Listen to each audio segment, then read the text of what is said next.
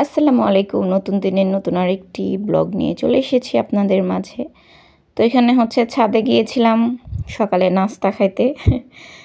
এটা তো এখন বিরাট সমস্যা হয়ে গেছে, গ্যাস থাকে না। তো আমি ছাদে আম্মু ডিম ভাজি করে দিয়েছে আর পরোটা ভাজি করে দিয়েছে ওইখানেই।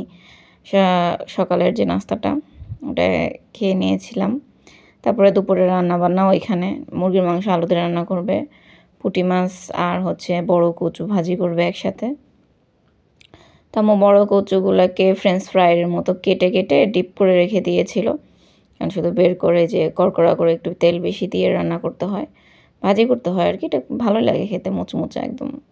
তো আজকে মানে বড় কচুটা আর পুঁটি মাছ একসাথে ভাজি করবে, আর মুরগির মাংস রান্না করবে, কারণ আম্মু রাত্রের জন্য পিঠা বানাবে।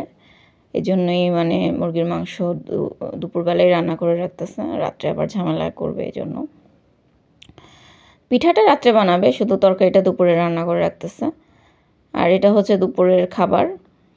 তো মাংসটা দুপুরের জন্য ছিল না, তারপরও আমি খেয়েছি। শুধু মাছ আর ডাল ছিল দুপুরের জন্য।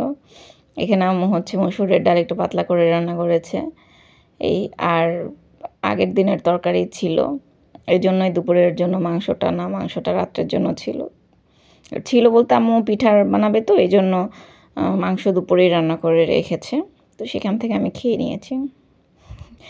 তো তারপরে হচ্ছে এটা হচ্ছে সন্ধ্যার দিকে চাল ব্লেন্ড করে নিয়েছে আম্মু, চিতই পিঠা বানাবে। তো কিছু পিঠা আম্মু ভিজাবে, মানে রসে ভিজাবে। রস বলতে এখানে গুড় আর দুধ দিয়ে ভিজাবে, রস কোথায় আর পাবো এখানে আমরা। আর কিছু পিঠা হচ্ছে মাংস দিয়ে খাওয়ার জন্য। তো এই যে আম্মু গরম গরম বানিয়ে যেই আম্মু গুড় জাল দিয়ে রেখেছিল সেটার ভিতরে দিয়েছে, আর আমি কিছু পিঠা নিয়ে এসেছি আগে আগে, মানে মাংস দিয়ে খাওয়ার জন্য। তো এটা হচ্ছে আমার রাত্রের খাবার ছিল। আর ভিজানো পিঠাটা একটু সময় লাগে ভিজতে, সকালে খাইতে হবে এই জন্য। তো আমি সকালের ক্লিপটাও নিয়েছি, মানে তার পরের দিনের। আর এটা হচ্ছে আগের দিনের রাত্রেবেলা, যেমন ছাদে এখন তখনও বানাচ্ছিল যখন আমি পিঠা খাচ্ছি। তো আমি আগে আগে নিয়ে এসে গরম গরম একদম খেয়েছি। আমার কাছে যদিও পিঠাটা ঠান্ডা ভালো লাগে, মানে একটু শক্ত শক্ত হইলে এটা ভালো লাগে। তারপরও নিয়ে আসছি।